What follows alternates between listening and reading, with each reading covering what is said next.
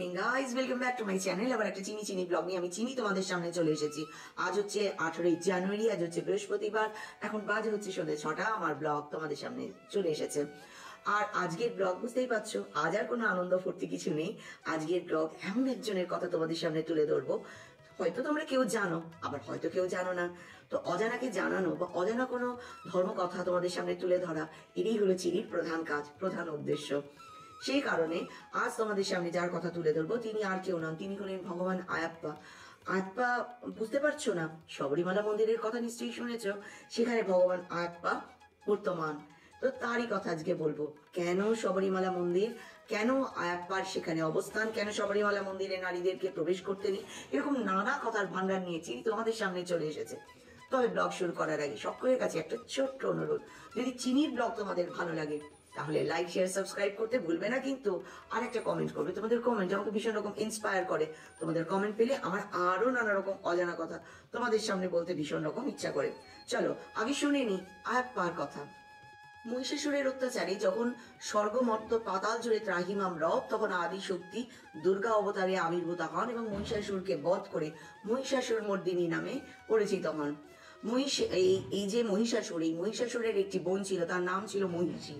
মহিষী প্রচন্ড ক্ষমতাশালী, শক্তিশালী ছিল। মহিষাসুরের অত্যাচারে যখন স্বর্গমত্ত জুড়ে একদম ত্রাহিমাম রব, তখন মা আদিশক্তি আবির্ভূতা হয়েছিলেন মহিষাসুর মর্দিনী হয়ে এবং মহিষাসুরকে বধ করেছিলেন। এই মহিষাসুরেরই একটি বোন ছিল, তার নাম ছিল মহিষী। মহিষী প্রচন্ড শক্তিশালী ছিল এবং তার এই বিশাল সাম্রাজ্য বিস্তারের যে ইচ্ছা, তার জন্য তিনি স্বয়ং ব্রহ্মদেবের তপস্যায় লীন হন।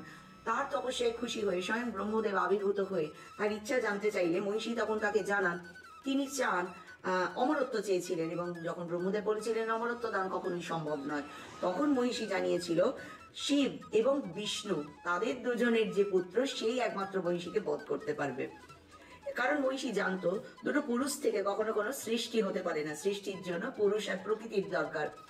কিন্তু এই কথা শোনা মাত্র দেবাদিদেব মহাদেব এবং স্বয়ং নারায়ণ শ্রী বিষ্ণু তো এসেছিল, কিন্তু পুরো সৃষ্টি জুড়ে তখন ত্রাহিমাম রব, কারণ মহিষীর অত্যাচারের দাপট ক্রমাগত বাড়তে থাকছিল।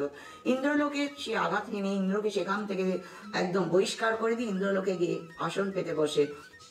শুধু ইন্দ্রলোক হলে একটা কথা ছিল, পুরো মানে একদম স্বর্গমত্ত পাতাল জুড়ে চলে তার অত্যাচার, এবং তার অত্যাচারে অতিষ্ঠ দেবগণ গিয়ে উপস্থিত হন স্বয়ং ব্রহ্মদেবের কাছে এর থেকে নিরাময়ের কোনো রাস্তা বার করবার জন্য। তখন ব্রহ্মদেব স্বয়ং জানান তিনি এই মহিষীকে বরদান দিয়েছেন, শিব আর বিষ্ণুর পুত্রই একমাত্র ওকে বধ করতে পারবে। তখন সকল দেবতা দেবাদিদেব মহাদেবা নারায়ণের শরণে গিয়ে উপস্থিত হন এবং দুজনেই তারা হাত জোর করে করজোড়ে নিবেদন করতে থাকে এখান থেকে উদ্ধার করার জন্য। তখন শিবাংশ এবং নারায়ণের শরীর থেকে মোহিনী প্রকাশিত হন। এই শিব আর মোহিনী, আচ্ছা তার আগে বলি মোহিনীকে ভালো করে তোমরা বুঝবে। যখন সমুদ্র মন্থন থেকে অমৃত কলস উঠেছিল, সেই অমৃত কলস নিয়ে দেবতা রাক্ষসদের মধ্যে ত্রাহিমাম রব, তখন সেই কলসের অমৃত সকলের মধ্যে সমান ভাগে ভাগ করে দেবেন বলে বিষ্ণু মোহিনী অবতার ধারণ করেছিলেন, এবং তিনি তখন লীলা করে দেবতাদের মধ্যে সকল অমৃত বন্টন করেছিলেন। একটু বা রাহুকেতু পেয়েছিল আর কি। তো যাই হোক, সে গল্প তো তোমরা সবাই জানো, আজ সে গল্প নয়। তো নারায়ণের এই মোহিনী রূপ আবির্ভূত হন এবং দেবাদিদেব নিজে তার ঊর্জা থেকে প্রকট হন, এবং দুজনে তখন এক যুগলের মিলন থেকে আবির্ভূত হয় এক প্রকাণ্ড ঊর্জা। সেই ঊর্জা থেকেই সৃষ্টি হন প্রভু আয়াপ্পা। শিব এবং বিষ্ণু মানে মোহিনী দুজনে তখন ওই দিব্য যে সন্তান, তার গলার মধ্যে একটি সোনার ঘন্টার মতো দেখতে আর কি বেঁধে দেন। সেখানে আয়াপ্পার আর এক নাম মানিকান্দান, এবং তারা দুজনে নিয়ে গিয়ে পম্পা নদীর তীরে তাকে রেখে আসেন। এই পম্পা নদীর তীরে তখন পাণ্ডালামের নিঃসন্তান রাজা রাজশেখর নবজাতক আয়াপ্পাকে খুঁজে পেয়েছিলেন, তাকে ঐশ্বরিক উপহার হিসেবে গ্রহণ করেছিলেন এবং তাকে নিজের পুত্র হিসেবে গ্রহণ করেছিলেন। কারণ রাজশেখর তিনি ছিলেন প্রচন্ড রকমের শিব ভক্ত এবং তার পত্নী ছিলেন নারায়ণের ভক্ত, ফলে তাদের দুজনের আশীর্বাদ থেকেই তারা এই উপহার পেয়েছেন, এটা তারা মনে করেন। রাজশেখর আয়াপ্পাকে দত্তক নেবার পরই রাজার নামে তার একটি পুত্র সন্তান হয়। দুই ছেলেকেই তিনি সুন্দরভাবে বড় করেছিলেন। এই আয়াপ্পা বা মণিকন্দন বিভিন্ন রকম সামরিক অস্ত্র শিক্ষা বলতে পারো, শাস্ত্রবিদ্যায় বলতে পারো, সকল শিক্ষায় একদম নৈপুণ্যতার সাথে অর্জন করে একদম অতিমানবীয় ক্ষমতা দিয়ে সকলকে অবাক করে দিয়েছিলেন। এবং তিনি যে গুরুর কাছ থেকে এগুলো শিখিয়েছিলেন, তিনি যখন গুরুকে দক্ষিণা দিতে চান, তখন তার গুরু বলেছিলেন যে তার অন্ধ আর বোবা একটি পুত্র সন্তান আছে, তো তাকে যাতে দৃষ্টিশক্তি আর বাক শক্তি সে পায় সেটা যেন করা হয়। তখন এই মণিকান্দন মানে আয়াপ্পা ছেলেটির গায়ে হাত রাখলে তার মধ্যে সেই অলৌকিক ঘটনা ঘটে, দৃষ্টি এবং বাক ক্ষমতা দুটোই ফিরে আসে। কিন্তু এখানে আয়াপ্পা পড়ে আর এক মানে ষড়যন্ত্রের মাঝখানে।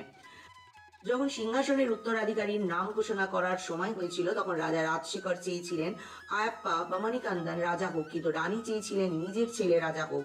তাই জন্য রানী সেই সময় তার যে মন্ত্রী এবং যে চিকিৎসক তাকে দিয়ে মণিকান্দনকে হত্যা করার এক ষড়যন্ত্র করেছিলেন। রানী অসুস্থতার ভান করেন এবং মণিকান্দনকে বলেন জঙ্গল থেকে বাঘের দুধ নিয়ে এসে যদি কেউ দেয় তাহলেই রানী সুস্থ হবেন। যখন সেটা জোগাড় করার ভয়ে কেউ চেষ্টাই করতে পারছিল না, তখন মণিকান্দন তার বাবার ইচ্ছার বিরুদ্ধে, কারণ রাজা রাজশেখরও চাননি মণিকান্দন এটা করুক, তাই বাবার ইচ্ছার বিরুদ্ধে তিনি জঙ্গলে যান। এই মণিকান্দন যখন জঙ্গলে গেছিলেন মায়ের জন্য বাঘের দুধ জোগাড় করতে, সেই সময় পথিমধ্যে তার এই মহিষীর সাথে সাক্ষাৎ হয় এবং মহিষীর সাথে এক যুদ্ধ হয় এবং তিনি মহিষীকে বধ করেন। এরপর তিনি দেবাদিদেবের নির্দেশ মতো পৌঁছান, তখন তিনি বাঘের কাছে পৌঁছান এবং বাঘের উপর অধিষ্ঠান হন। মনে করা হয় সেই বাঘ স্বয়ং ইন্দ্রদেব সেই রূপ ধারণ করেছিলেন এবং সকল বাঘগুলো সে তাকে অনুকরণ করে। এইভাবেই তিনি রাজসভায় উপস্থিত হন এবং রাজা রাজশেখর যখন জানতে পারেন যে তার রানী আয়াপ্পাকে মারবার জন্য এই ষড়যন্ত্র করেছিলেন, তখন রাজা রাজশেখর আয়াপ্পার কাছে ক্ষমা চান এবং আয়াপ্পাকে জানান যে তিনি তার জন্য একটা নির্দিষ্ট স্থান করে সেখানে একটি প্রাসাদোপম কিছু তৈরি করে দিতে চান। সেই স্থান স্বয়ং আয়াপ্পা তীর নিক্ষেপ করে পছন্দ করেছিলেন। আয়াপ্পা তার জায়গা নির্দেশ করে তারপর সেখান থেকে অদৃশ্য হয়ে যান এবং এই মন্দির নির্মাণ হলে স্বয়ং পরশুরাম আয়াপ্পার মূর্তি তৈরি করেন এবং মকর সংক্রান্তির দিনই এই মূর্তি স্থাপন করেন। এইভাবে ভগবান আয়াপ্পাকে দেবতা করা হয়েছিল। আয়াপ্পাকে দর্শন করতে গেলে এক কঠিন নিয়ম পালন করতে হয়, কিন্তু এখানে একটা কথা আছে, একটা তার্কিক বিষয় আছে যে 10 থেকে 50 অর্থাৎ যে মহিলারা ঋতুমতী হন তারা ভগবান আয়াপ্পার দর্শন করতে পারেন না। এর পিছনেও একটা গল্প আছে, সেটা হচ্ছে যখন আয়াপ্পা রাক্ষসীর সাথে যুদ্ধ করছিলেন, যুদ্ধের পর রাক্ষসী তিনি অভিশপ্ত ছিলেন, একটি দৈবিক সত্তা ছিলেন। তিনি যখন তার দৈবিক নারী রূপে পরিণত হন, তিনি ভগবান আয়াপ্পাকে বিয়ে করতে চান। আয়াপ্পা জানিয়েছিলেন তিনি কঠোর ব্রহ্মচর্য ধারণ করেছেন, কারণ যারা তার কাছে প্রার্থনা নিয়ে আসবেন তিনি তাদের প্রার্থনা শুনবেন, তিনি তাদের মনের ইচ্ছা পূরণ করবেন। কিন্তু এই দৈবিক নারী কিছুতেই না শুনবে না। তখন ভগবান আয়াপ্পা তাকে জানান যেদিন তার কাছে তীর্থযাত্রীরা তাদের প্রার্থনা আর্জি নিয়ে আসা বন্ধ করে দেবে, সেদিন ভগবান আয়াপ্পা তাকে বিয়ে করবেন। কোথাও কোথাও পড়ছিলাম যে অনেক জায়গায় দেখাচ্ছিল ভগবান আয়াপ্পার 2টি পত্নী আছে, এরকম এই জায়গাটা খুব তার্কিক বিষয় আর কি, খুব ডিটেলসে এখানে গেলাম না। তো এইটা হচ্ছে তার বিয়ে না করার কারণ, যেহেতু তিনি প্রতিশ্রুতিবদ্ধ, তাই জন্য তিনি কোনো ঋতুমতী নারীর সামনাসামনি হতে চান না। কিন্তু এই নিয়েও খুব একটা জিনিস মানে নানা রকম মতপার্থক্য হওয়ার পর বর্তমানে সম্ভবত, আমি এখন অব্দি তো দর্শন করিনি, বর্তমানে সম্ভবত নারীদেরকেও তার দর্শন করতে দেওয়া হয়, মানে তাকে দর্শন করতে দেওয়া হয়। এই যে মহিলাটি যিনি তার সাথে বিবাহ করতে একদম অনড় ছিলেন, এই মহিলাটিকে তারই পাশে একটি মন্দিরে মালিকাপুরা থাম্মা নামে পূজা করা হয়। মনে করা হয় যে মালিকাপুরা থাম্মা মানে ভগবান আয়াপ্পা কোনো মহিলার মানে ঋতুমতী মহিলার দর্শন গ্রহণ করেন না। এই সময় ভগবান আয়াপ্পার দেখা হয় বাবর নামে একজনের সাথে। তিনি মুসলিম ছিলেন এবং তিনি জলদস্যু মানে যুদ্ধ করে সকলের কাছ থেকে সবকিছু লুট করে নিতেন। তিনি ভগবান আয়াপ্পার সামনাসামনি হন এবং তিনি ভগবান আয়াপ্পার প্রতি অনুরক্ত হয়ে যান, বলতে পারো অনুগামী হয়ে যান। সেই জন্য যখন কেউ শবরীমালা মন্দিরে ভগবান আয়াপ্পার দর্শনে যায়, তাকে বাবারের এইখানে একটা মসজিদ মতো আছে, সেটাকে দর্শন করতে হয়। মনে করা হয় যারা শবরীমালা মন্দির দর্শন করতে যায় তাদেরকে পুরো জার্নিটা, পুরো রাস্তাটাই জঙ্গলের মধ্যে দিয়ে যেটা যেতে হয়, সেখানে ইনি এই বাবার স্বামী তিনিও রক্ষা করেন, এটা মনে করা হয়। এই মন্দির দর্শন করবার আগে ভক্তদের 41 দিনের তপস্যা পালন করতে হয়।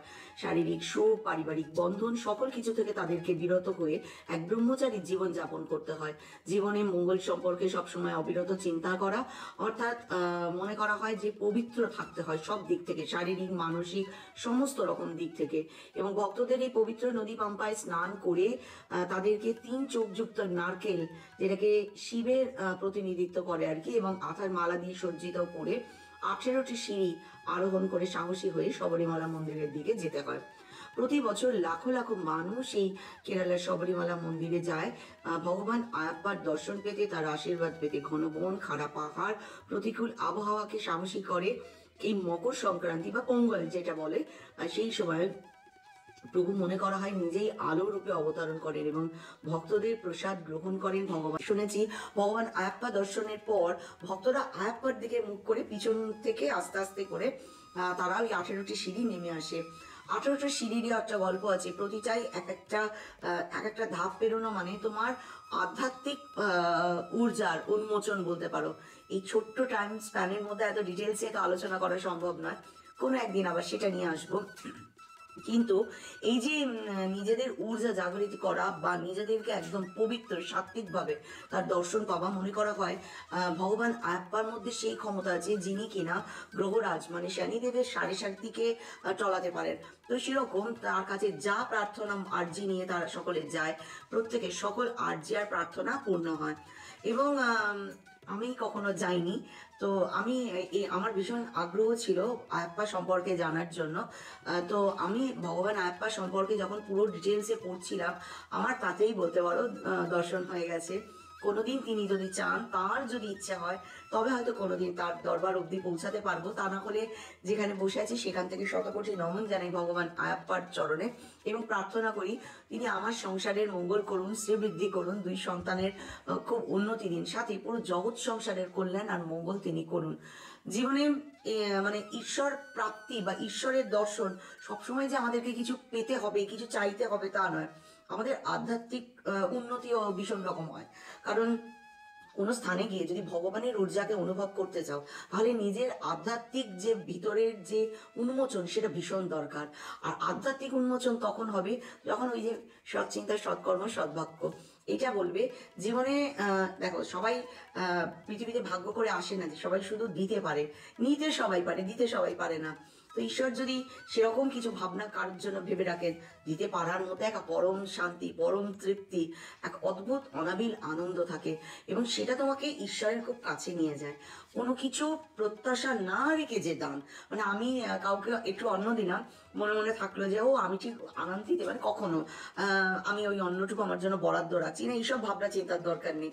সেই ভাবনার জন্য উপরে একজন সবসময় বসে আছেন, তুমি শুধু তাকে ভাবো আর তোমার যে সামান্য ক্ষমতা তাই দিয়ে মানুষের পাশে থাকো, সকলের জন্য সেবা করো, সকলের জন্য ভাবনা চিন্তা করো, সকলের মঙ্গল প্রার্থনা করো। এটা যদি আমরা করতে পারি, নিজেদের ভিতরের যে নেগেটিভিটি এটাকে ডিস্ট্রয় করে ভিতরের পজিটিভ ঊর্জাটাকে যদি জাগরিত করতে পারি, তাহলেই মনে হয় সববার আগে সব থেকে বেশি ঈশ্বরের কাছে পৌঁছানো যায়। কারণ আমাদের শরীরটাই ঈশ্বর। আমি কোথাও পড়ছিলাম একটা মন্দির সম্পর্কে, মন্দিরের মাথার কলসটা হচ্ছে ঈশ্বরের মস্তক এবং তার উপরে যে ধ্বজা সেটা ঈশ্বরের চুল। এটা আমি পড়ছিলাম। তোমাদের শরীরটাও দেখো সেরকমই ভগবান তৈরি করেছে, পুরোটা হচ্ছে মন্দির। এটা যদি তার মস্তক হয় তাহলে এটা হচ্ছে তার ধ্বজা। তো কত পবিত্রভাবে তৈরি করেছে। আমরা এই চিন্তা করে যদি জীবনে এতটুকু কাজ করি, এটাকে পবিত্র রাখতে হবে আর পবিত্রভাবে তার কাছে পৌঁছাতে হবে, তার জন্য পবিত্র কাজ করতে হবে, ভালো চিন্তা করতে হবে। তো সেরকম আমার আজকে মনে হলো ভগবান আয়াপ্পা স্বামী সম্পর্কে বলার মতো সৌভাগ্য এও হয়তো আমার অনেক জন্মের তপস্যার ফল। তো সে কারণে ওই পবিত্রতাও শরীরে দরকার যে আমি তার নাম জিভ থেকে উচ্চারণ করতে পেরেছি। কারণ তিনি ভীষণ রকম এই পবিত্রতা বা ব্রহ্মচর্য ব্যাপারটা নিয়ে ভীষণ রকম ভাবনা চিন্তা করেন। তো আমি যখন ভগবান আয়াপ্পার কথা বলছি তখনও আমি নারীর যে মাপদণ্ড আছে সেখানে দর্শনের জন্য যে একটা এজবার আছে, তো শারীরিকভাবে সেই এজবার আমি ক্রস এখনো করিনি, বাট যে কারণে এজবারটাকে লিমিট করা হয় সেই জায়গাটা আমি পেরিয়ে চলে গেছি। তো সেই কারণে মনে হলো পবিত্র শরীরে পবিত্র মনে আমি ভগবান আয়াপ্পার কথা সকলের সামনে তুলে ধরতে পারি। আয়াপ্পা স্বামীর কথা জানার ইচ্ছা বা আগ্রহ সকলের থাকা উচিত। এত কিছু ঈশ্বর আমাদের জন্য করেন, প্রতিদিন প্রতি লীলা করে চলেছেন, তার সেই লীলা সম্পর্কে আমাদের প্রত্যেকের জানা উচিত যে ঈশ্বর কিন্তু অতন্দ্র দৃষ্টিতে আমাদের দিকে তাকিয়ে আছেন, আমাদের ভালো মন্দ সবটুকুর দিকে তার নজর আছে। সবসময় কোনো না কোনো লীলা, কোনো না কোনো কর্ম তারা আমাদের জন্য করে চলেছেন, তাই না? মানে কিছুটা জানি কিছুটা জানি না, কখনো হয়তো পুরো জানি না, নানা রকম নানা মত পোষণ করে থাকি আমরা। আমার তরফ থেকে একটা ক্ষুদ্র প্রচেষ্টা আজ থাকলো ভগবান আয়াপ্পা স্বামীর চরণে, এবং তোমাদের সামনে তুলে ধরা আদতে ভগবান আয়াপ্পাকে এবং তিনি কি কি কাজ করেছেন, কেন শবরীমালা মন্দিরে সকলকে দিতে নেই। ভালো লাগলে কমেন্ট বক্সে কমেন্ট করো, লাইক শেয়ার সাবস্ক্রাইব করতে কেউ ভুলো না। এখানে শেষ করি। জয় মাতা দি, জয় ভগবান আয়াপ্পা স্বামী। আর